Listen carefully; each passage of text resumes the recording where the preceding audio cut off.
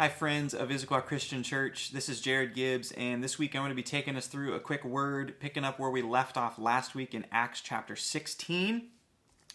Last week, if you were with us, you remember that we studied the previous text together in church, and as a way to recap that, let me just kind of refresh us on what happened, okay?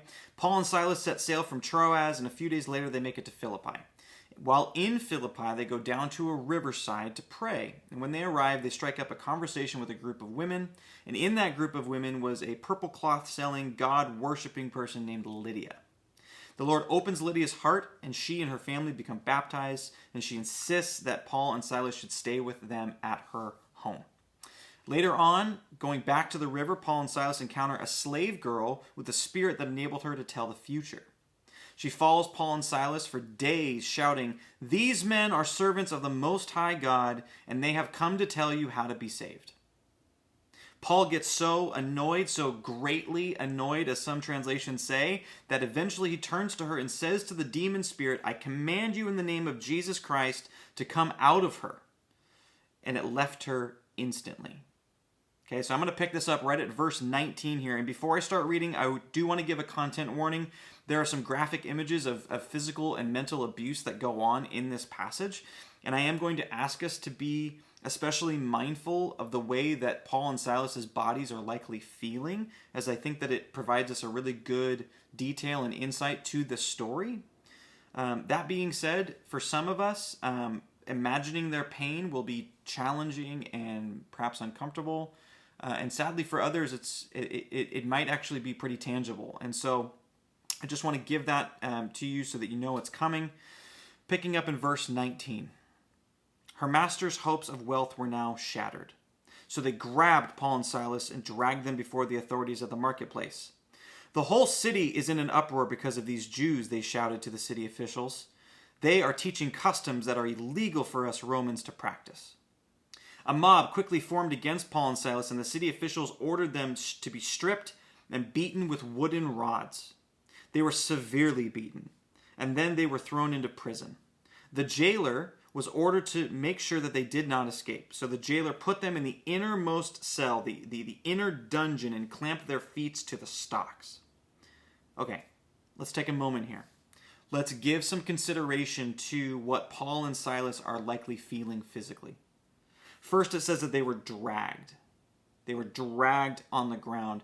If you get dragged on the ground, you're going to have scrapes, you're going to have burns, you're going to have rashes, those surface level injuries that if you've ever had one hurt so badly and they take forever to heal.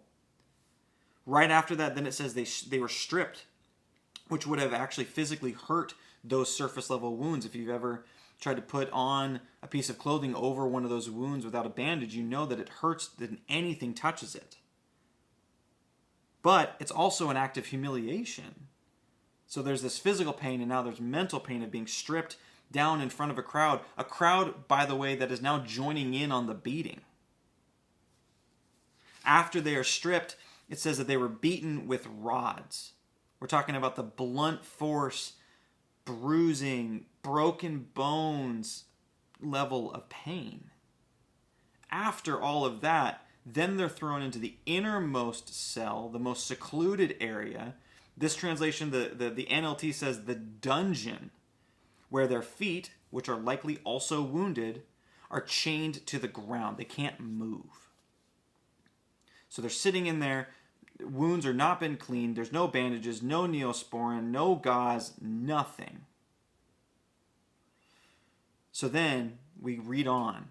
Around midnight, Paul and Silas were praying and singing hymns to God, and the other prisoners were listening. I'm sorry, but this blows my mind. If I had just experienced what they experienced, my response would be silence. I would be devastated. I would be heartbroken. I would be in a lot of pain.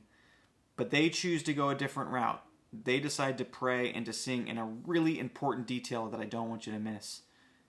The other prisoners are listening. Verse 26. Suddenly there was a massive earthquake, and the prison was shaken to its foundations. All the doors immediately flew open, and the chains of every prisoner fell off. Can you imagine this? Can you picture it? Can you put yourself in the room, a room where a violent earthquake shakes the walls off of the building? I don't know what heaven will be like, but in the event that I could just go talk to Silas or go talk to Paul, I have serious questions about this story. I want to know what it was like to be in the room. I want to know what song they were singing when the earthquake happened. It's an amazing, amazing thing that happens here. Oh, and another really important detail, the chains of every prisoner, those prisoners that were listening to the singing and the praying, the chains of every prisoner fell off. Now, we're not given details on why these people were in prison. Maybe they're guilty, maybe they're innocent. But it didn't matter. Divine intervention sets them free, whether they deserved it or not. It didn't matter. God didn't just cause a jailbreak for his 2 disciples. He did it for everybody in the room. And so we see this beautiful image of God's presence being magnified through these 2 men who were beaten and bloodied, now singing and praying. Divine intervention through the action of singing. And it causes the walls of this building to fall to the ground. What's crazy is that this isn't even the good part of the story. Listen to this, verse 27. The jailer woke up to see the prison doors wide open. He assumed the prisoners had escaped, so he drew his sword to kill himself. Why would he do this? Why do you think that he would do this? That this would be his response? That is it just because he failed at his job and maybe the punishment was going to be worse than death itself? But he's very clearly afraid here. So then in verse 28, Paul says, "Stop! Don't kill yourself. We are all here." Now here we see the divine appointment. Remember last week we see Paul and Silas meeting Lydia, and the Lord opens Lydia's heart. She and her whole family get saved and baptized, and ultimately she ends up inviting Paul and Silas into her home. God orchestrates their connection, and the result is that people get saved. So as we read on, verse 29, the jailer calls for lights and runs to the dungeon and falls down trembling before Paul and Silas and says, or he brings them out and asks, "What must I do to be saved?" You see, everything from the moment Paul gets greatly annoyed to this moment, it's all been leading to this. Keep in mind, the physical bodies of Paul and Silas are still completely wounded. But in spite of the pain that they are experiencing, they reply, "Believe in the Lord Jesus and you will be saved, along with everyone in your household." And they shared the word of the Lord with him and with all who lived in his household. Even at that hour of the night, the jailer cared for them and washed their wounds. Then he and everyone in his household were immediately baptized. He brought them into his house and set a meal before them. And he and his entire household rejoiced because they all believed in God. So we have to see this parallel between Lydia and the jailer, right? They both meet Paul and Silas through a divine appointment, ultimately leading to their salvation and the salvation of their households. And their response is the same. "Come to my house. Let me feed you. Let me wash your wounds. Let me give you a place to stay. Let me give you safety." This is an amazing story. It's one of my favorite in the Bible. But the question is, how does a story like this impact us? What relevance does it have to us today? Well, first, believers singing together will always bear a powerful witness to the gospel truth. Matthew 18:20 says, and Jesus says, "For where 2 or 3 gather in my name, I am there with them." You see, these 2 guys gathered, albeit against their will. They gathered in a jail cell. So what did they do? They had a worship service. They prayed and they sang, and God revealed himself in the most amazing way that we see. And the result is prisoners are set free and families get saved. So my question for you is, and the question for us to consider is, do you think that this was Paul and Silas's intentions when they started singing and praying? Do you think that they were trying to have some kind of a worship service to minister to the prisoners and the guards? Or how about this? Do you think that in their singing they were concerned about how good their voices sounded or not? I tend to doubt it. If I put myself in their position, I'm not sure that I would have the physical strength or the mental capacity to lead others in a worship gathering. But it didn't matter. God used them anyway. And it was really only after it happened that they realized that this was God's plan all along. Divine intervention leading to a divine appointment, and the result is the same. People get saved. Singing together will bear witness to the gospel truth. Okay? Secondly, singing together is something that we are created to do. Psalm 139 is a bit of a life verse for me. My grandmother used to read it to me all the time. I had a room at their house, and it was in a frame on the nightstand next to the bed. Psalm 139 is a great psalm, but I'll read verse 4 for you. I love this. You know what I'm going to say even before I say it, Lord. You know what I'm going to say even before I say it. Even the bad stuff that I say. Even the mean things that I say. He knew it. He knows all of it. Psalm 139 verses 13 and 14. You made all the delicate inner parts of my body and knit me together in my mother's womb. Thank you for making me so wonderfully complex. Your workmanship is marvelous. How well I know it. I love this imagery. You made all the delicate inner parts of my body. Thank you for making me so wonderfully complex. Let's talk about complexity for a second. Let's talk about the voice. I believe that the voice is the most complex and challenging instrument on earth to learn how to use properly. First, it's the only instrument that's unique to its owner. No two voices are the same. Even identical twins have different voices.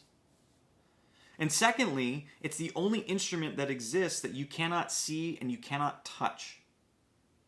As a result, using it, and more specifically making desirable sounds with it, can be more challenging than just learning how to play an instrument.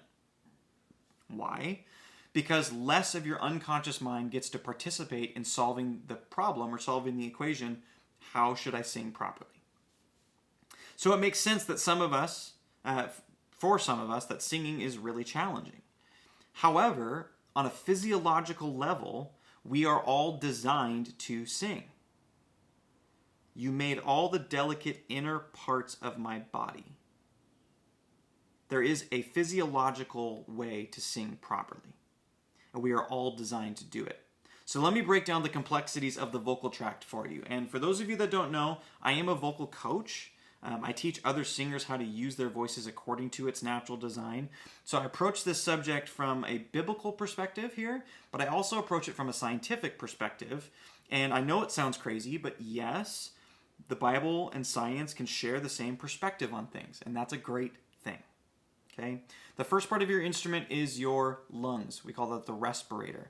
They're responsible for pushing air up to the vocal cords, which then causes the vocal cords themselves to vibrate hundreds of times per second. That sound is then carried by that same airflow up into the head, where that sound resonates. That is how sound is created. In fact, every time you produce a sound of any kind, talking, laughing, humming, singing, this is the process that's happening. Now, this information on its own isn't necessarily helpful. It's a cool fact, it's true, but it doesn't help you become a better singer, it doesn't make singing more comfortable, and it doesn't make singing more intuitive. But singing, and more specifically singing together, singing in a group of people, goes well beyond the physiological. Several studies have been done over the last 10 to 15 years showing what happens to the brain when somebody sings in a group of people who are also singing. Your brain floods your body with endorphins and hormones, specifically dopamine, serotonin, and oxytocin, but there are others too. Sarah Wilson, a clinical neuropsychologist for the University of Melbourne, says, when we sing, large parts of our brain light up with activity. She did a study several years ago in 2011, which looked at how the brain reacts when we sing by giving volunteers of varying vocal ability an MRI while they're singing. She says, there is a singing network in the brain which is quite broadly distributed. When we speak, the hemisphere of the brain dealing with language lights up, as we might expect, but when we sing, both sides of the brain spark into life. We also see involvement of the emotion networks of the brain. Regions that control the movements that we need to produce sound and articulation also light up. So we see singing gets an activity in the brain that's just different than normal communication. Vaishali Mukherjee, the Southeast Asia Regional Liaison for the World Federation of Music Therapy, says this: the physical exertion involved in singing, the filling of our lungs, the firm control of vocal cords, the movements of our mouth and body, is among the reasons why it can boost our mood. Singing is an aerobic exercise which sees the release of endorphins, the brain's feel-good chemicals. Endorphins are related to an overall lifted feeling of happiness. It gives a feeling of euphoria, so it's all associated with the reduction in stress. In any situation, whether it is under stress or with physical ailments, illness, psychological deprivation, music has the potential to affect our body and our mind. And it's not surprising that being in a better mood has all sorts of good benefits to us, right? When your mood is up, you respond to stress factors better and in a more positive way. You enhance your sleeping patterns. You reduce anxiety. And it also engages potentially the body's greatest stress reliever, breathing. For anyone that's ever experienced a panic attack, you'll be all too familiar with the terrifying feeling of not being able to catch your breath. During a panic attack, you expel more gas than your cells can make. This imbalance in carbon dioxide can cause dizziness and anxiety, among other symptoms. Conversely, deep diaphragmatic breathing allows a full oxygen exchange to occur in the lungs cells, activating the body's parasympathetic nervous system, which then slows the heart rate, dilates the blood vessels, and as a result, lowers your blood pressure. That's right, singing is healthier for you than Cheerios. That endorphin and hormonal release that one experiences with singing in a group of people gives that person 4 main benefits: a sense of belonging, a sense of joy, a sense of safety, and a sense of being loved. These come primarily from those neurotransmitters, the dopamine, which is pleasure, and serotonin, which is the anti-anxiety, antidepressant naturally occurring, as well as the hormone oxytocin, which promotes a feeling of trust and bonding and also helps alleviate stress. So why are those 4 things so valuable? It's because they speak to the needs of people. Who among us needs a sense of belonging? Just think about this for a second. Maybe it's you. Maybe it's someone you know. I think of the orphan, the widow, the outcast, the seeker, the grandparents who desperately wish their grandchildren would call them more. People come to church seeking a sense of belonging. They may not even realize it, but they are yearning for it. When we make the conscious decision to sing together, we are not only offering this to ourselves, but we're offering it to everybody who walks in the room. How about a sense of joy? Who among us needs a sense of joy?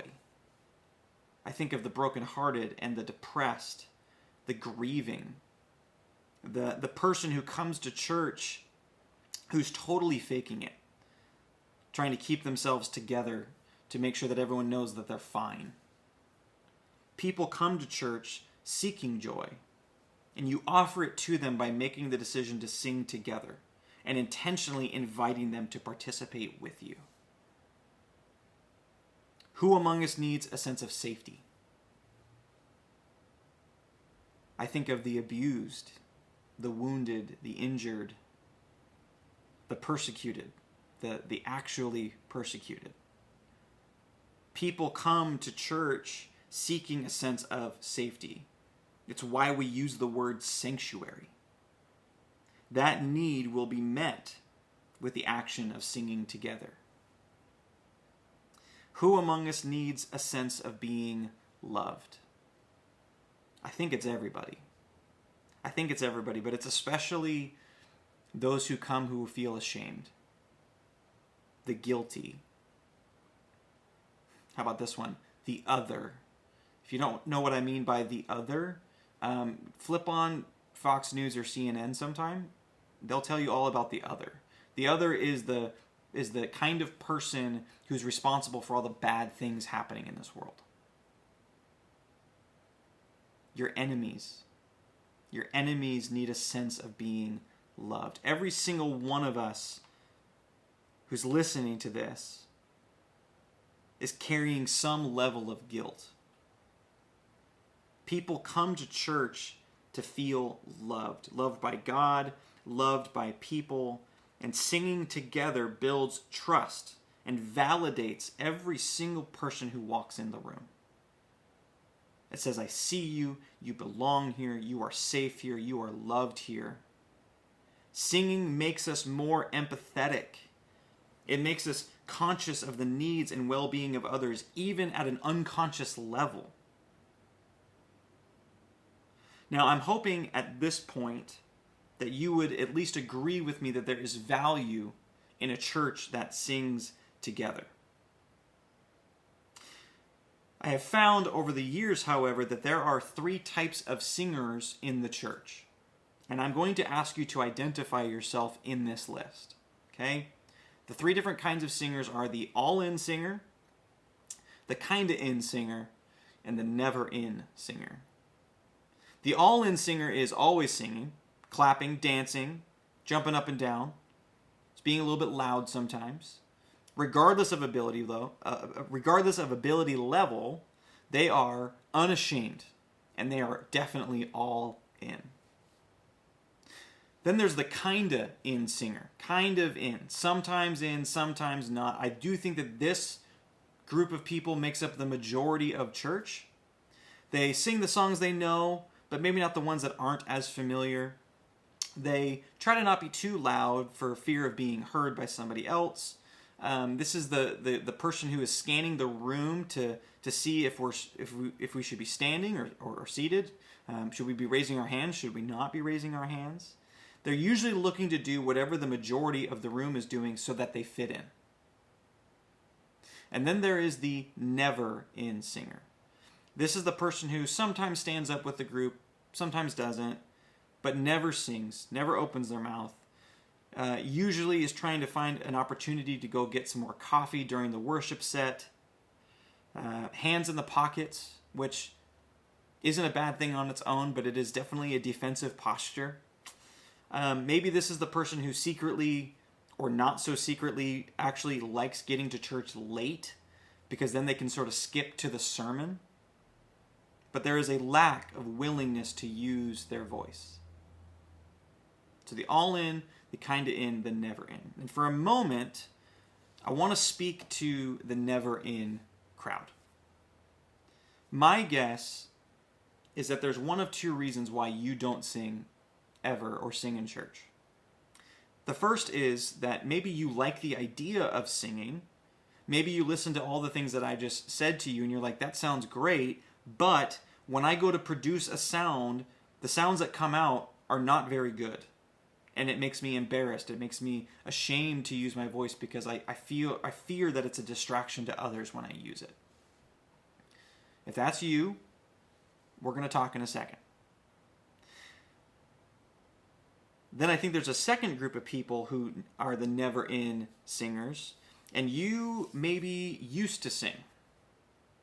You maybe even loved to sing at some point, but someone in your life at some point told you that you weren't good at it, and so you stopped singing altogether and haven't sung since. If you're in this category, let me be very clear. I would like to apologize on behalf of the person or people who said that to you. They were wrong. They were completely wrong. And so it doesn't matter necessarily what led you to not sing. What's important is to realize that you are designed to sing, and you are invited to participate in singing. Now, first off, if you haven't sung in a long time, it'll make sense that your voice may produce sounds that aren't desirable. That's okay. That's what being out of practice means.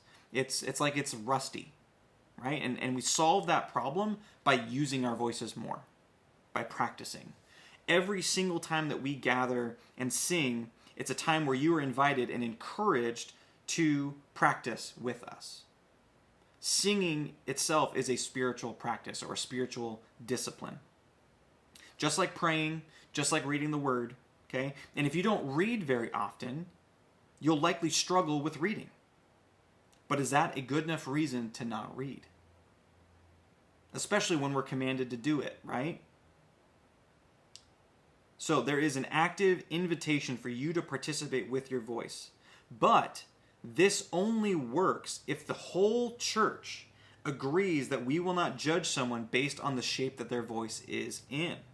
And I'll be completely honest with you, the people who are the worst at passing judgment on others are the people who are trained musicians. The people in that all-in camp that we talked about earlier. Now, it's not all of you, it's not everybody who's in that camp, but historically, at the variety of churches that I've led at, this is the group that makes the never-in singers feel like they don't belong. Okay? So we have to agree together that we will not judge each other based on the shape that our voices are in. Secondly, when you decide to use your voice, do not let the discomfort stop you. If we then agree that we are not going to judge people based on the shape that their voice is in, what we're also agreeing to is an encouragement to those people to continue to use them. Again, if you're out of practice and it's rusty, it's probably not going to feel very good at first. But the way you get through that is by continuing to use it, continuing to sing.